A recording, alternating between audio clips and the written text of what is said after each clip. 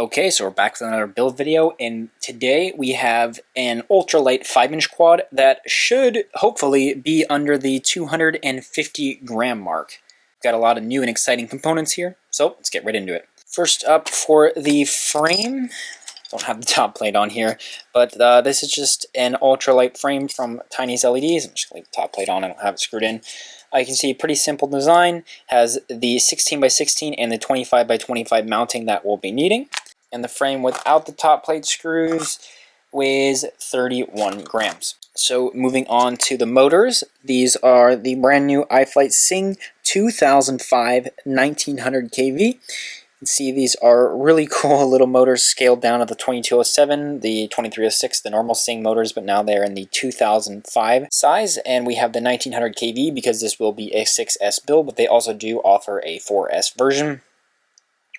You can see we have the top T-mount style propeller that we're going to be using. And speaking of the prop, put this on here.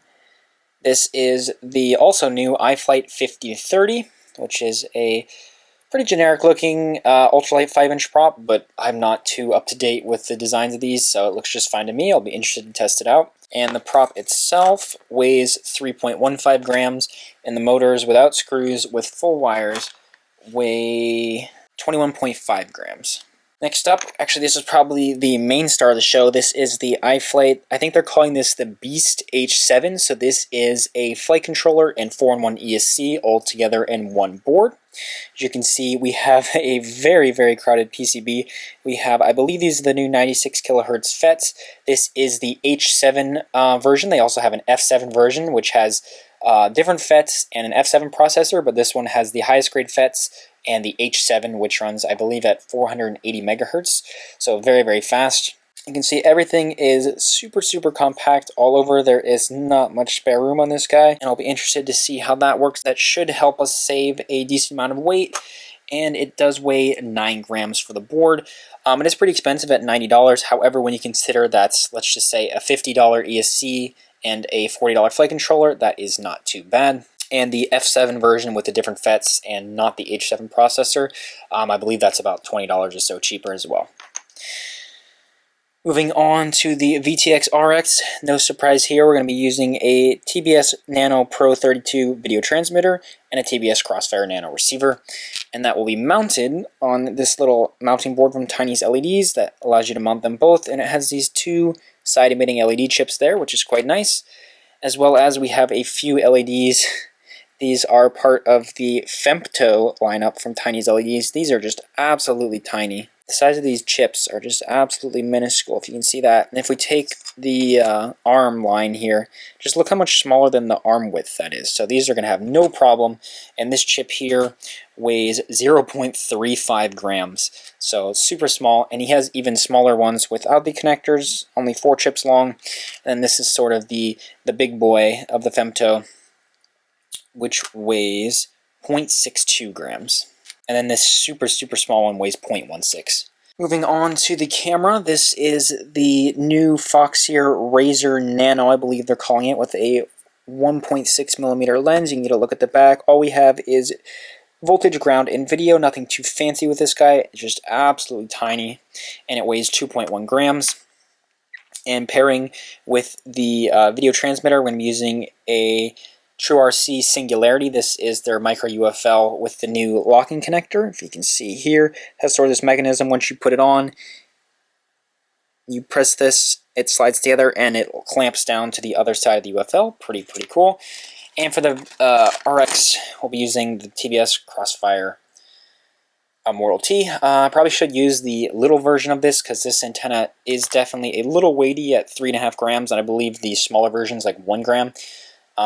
But this will fit just fine on here. And very lastly, for the battery, this is a Tattoo R-Line 650 milliamp 6S pack, as you can see here. So this should give us really, really good power. However, I think, let's weigh this here, at 116 grams, I think this might be a little bit too heavy. It might put us over the 250 gram limit. So you could always get a lower C rating or a 6S 600, a couple other companies have. But I think those should be good, and that's what I'm going to be flying it with, because I'm not really concerned about the 250 gram, but I know a lot of people are. So I just want to mention that, and we'll see where I end up. So let's start the build. Okay, I like to start out with mounting the motors. I'm just using the supplied little tiny 2mm screws, MT screws, and these do have, it's hard to see on camera, but they do have a little bit of Loctite pre-applied, so that is quite nice. And I'm just going to go ahead and install all 4 onto the arm. Could easily use 3 or 2 screws, but there's holes for 4, and these screws are just so lightweight, it will not make any difference. So I'm just putting all 4 screws in loosely. Now once we have all 4 in, the motor cannot move any bit. But if you have 2, it can slide around, so you need to be wary of that. And then I'm going to go ahead and tighten these down. Keep in mind, these are very small aluminum threads in the motor that we're tightening into, so you want to be careful. I can feel it right now. It can be very easy to over-tighten. So just give them a little bit of good twist. There's Loctite on these. It'll be perfectly fine. And there's our first motor mounted. And then we're going to be able to run the motor wires straight down the arm like this with a few little zip ties right into the flight controller ESC. You could use nano race wire for this if you like, but I'm not going to for this build. I actually quite like how that red and gray looks. So let me finish off the motors. Okay, motors are all 4 mounted, and I also went ahead and installed some M2 screws for the stack here. Just a quick note, although I'm sure the production versions of this board will come with screws, make sure you have M2 screws because I really don't have any. Everything is normally M3, so finding a set of screws is actually quite difficult. So just keep that in mind, make sure you have screws, plan out your build ahead of time. So for flight controller, I have the little gummies installed. We're just going to go ahead and slide this on like that. And we have a nice small amount of room, perfectly fine to just sit right down there. Then we can go ahead and solder the motors together. And then I'll also leave plenty of room for our little LED board that mounts the VTX and RX to sit somewhere around here with those 2 pinned on it. And then their wires will run to the flight controller for that. But we'll do that later. So let's solder the motors. Okay, so we have our 1 motor here, and I'm just going to go ahead and get the wires how I'd like them, nice, straight, and neat along the arm. Then we'll go ahead and move them where they're gonna solder to the flight controller. And now this part's a little tricky because I want to have it nice and clean with no extra wire, but if it's too tight, then you have a problem because then you have to add extensions, and you have to add really small extensions, which are really annoying. So you gotta be careful here. So measure twice, cut once. I'm gonna hold those right where I want it, and then I'm gonna use my razor blade just to mark it. So that way now I can pull the wires away and trim them down. Because we're doing a mounting that comes up from underneath, I did strip a little bit of extra wire, since we don't want the silicone to be in the way. Go ahead and tin these. And then I'm going to go ahead and tin the pads on the flight controller here.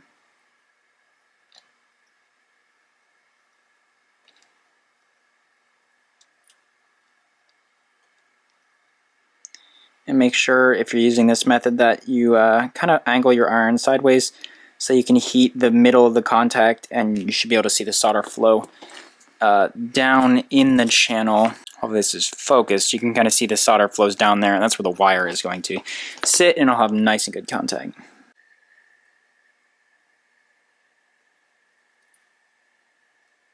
There we go, that's all 3, and I did get a little bit tight with this outer one, so as I said before, you want to be careful when you're cutting these and make sure that you get the right length. But there we go, that's the first motor soldered. I'll finish the other 3 and then clean it up with zip ties.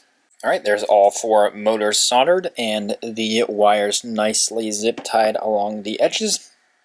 I do want a quick note, you should put in your battery strap through these holes before you get the flight controller all tight down, because it's going to be very hard. And otherwise you really can't put a battery strap anywhere because this screw runs right through there. That's why you need to use these holes. So next, it's kind of crazy, we already have the ESC and the flight controller done. I need to wire up this mounting board, and the VTX is going to sit right here. And then the receiver will be pinned above it there. And then this also has distribution lines for the LED signals that I'll be needing to run for these little guys.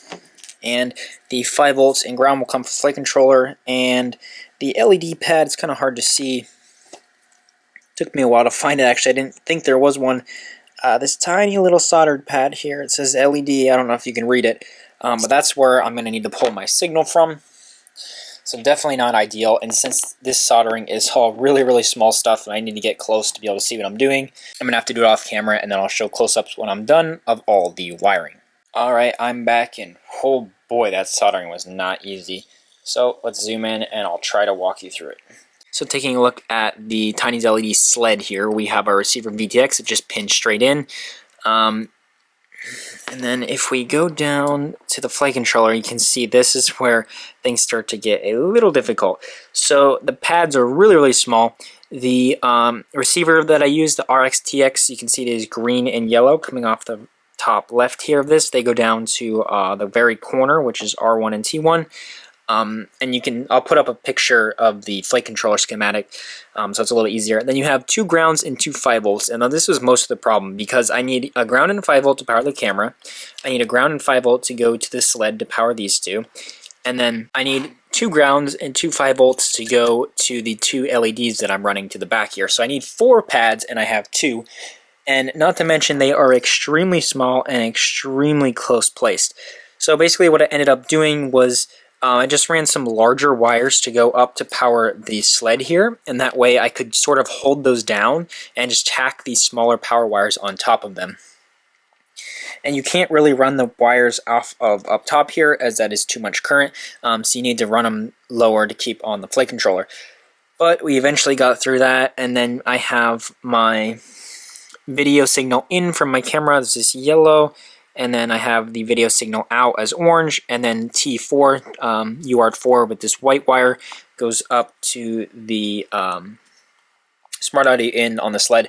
And once again, the flight controller and this mounting board have clear wiring schematics on the websites, so I'm just going to leave it at that since you probably can't see too much where I went there. But basically, everything just folds down. I left enough slack that it can pull up. Unfortunately, it looks really bad, looks a rat nest. It'll look a little better once I push everything down. But then the LEDs, that just tucks down there, and I also added a capacitor in the back, and I kind of just put the little legs straight over on top of the things, and then zip tied around the little lip in the bottom to hold that pretty tightly there. It's pretty clean. It's just a, I think this was a 35 volt, 220 microfarad, and then the 2 LEDs, I'm just going to position with sticky tape exactly between these 2 zip ties right there, and I'll have the back nice and addressable RGB. So I'm going to go ahead and clean up everything, tuck away all the wires. Oh yeah, and unfortunately I actually don't have a camera mount, and you could 3D print one. He does have a 3D print mount for this, but my 3D printer actually broke yesterday, so I'm just going to go ahead and hot glue the camera in here. It's really tight between the standoffs, so there's not really any horizontal movement, just a little bit. So all I need to do is get around a 50-degree angle, and I'm just going to hot glue it in there, and it should be good enough for some test flights before I can get a new mount printed. There we go. All the wiring done, and the quad completely cleaned up. Just try to give you a look at it here. It's pretty clean. Once you look in here, you start seeing a little bit of a rat's nest, but unfortunately, I just don't see much way around it. Unless you're not using an AIO, it's pretty much what you have to do. And I could have kept wires tighter and cleaner, but then working on this and repairing it would be an absolute nightmare. So I did want to leave myself that extra room. So as long as I don't look too closely from the side, I think this is a pretty clean build overall. So let's go ahead and get a weight for it and see if we are going to be under the 250 grams. So let's go ahead and put the quad there. The only thing that's missing from it is a tiny foam pad, so that's 1 gram. Let's move this over here. So the quad itself is 150 grams, almost exactly, and I'm pretty sure that's the same weight as the Ultralight that I built a year or so ago. You might recognize the remains of this guy. I had to strip this for parts, but it was the same philosophy here, but I think this build will be way better. And then if we add the battery, just put the pack there. Oh, 265. And then we take our set of props, if I can balance this on here, 281. So we need to drop 30 grams for this to be under the 250 gram limit. Some ways to do that, I think, are definitely shorter wiring. I left things a lot longer than they needed to be. I have a full-size Crossfire antenna on here. You could run with a whip, although you probably only save like half a gram over a tiny CP antenna like this.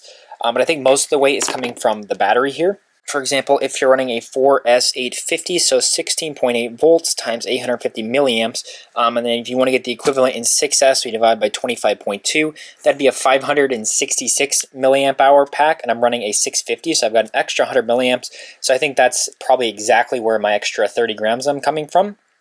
So you definitely could go lighter on the battery, and then you'd get right down to your 250 gram target. But me personally, I'm not too concerned about the limit, and I think this battery will fit this build quite nice, and hopefully we should get some pretty decent flight times since the battery is heavier than the quad almost.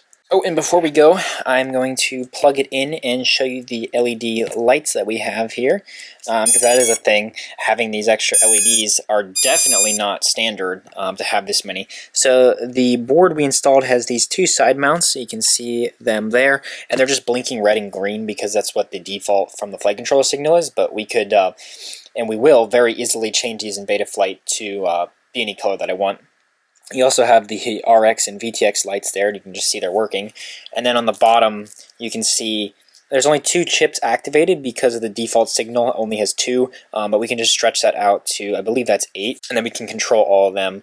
But hopefully, as you can see, despite how absolutely tiny these LEDs are and how light they are, they really elevate this build, and I'm really excited to get this in the air and see what a modern 5-inch ultralight compares to what a old style 5-inch ultralight flies like. This is 4-inch props on right now because that's the last thing I was testing when I flew it. This thing, about a year ago, flew pretty good. It was really fast and extremely agile, but if you weren't at 70 degrees tilt, you just weren't flying forward. It just did not have any weight, and it was kind of a really weird experience to race. But with things moving more and more towards regulations and indoor flying, this type of quad might actually prove to be useful. Maybe if a 4-inch or 3-inch indoors with simply higher KV with the same platform could be pretty interesting. So yeah, that's going to be it for the build video. There will be links in the description to all the parts down below. I'm not sure if this flight controller ESC is out yet, because iFlight sent me one of the prototypes. Last time I checked, it wasn't on iFlight's site. It was still on pre-order, and I'm not too sure about the motors, but I'll put links there, and if there isn't anything, I'll put it coming soon, and as soon as it's available to buy, I'll update the links. So yep, that's it. Thanks for watching. Please subscribe, and I'll see you in the next video.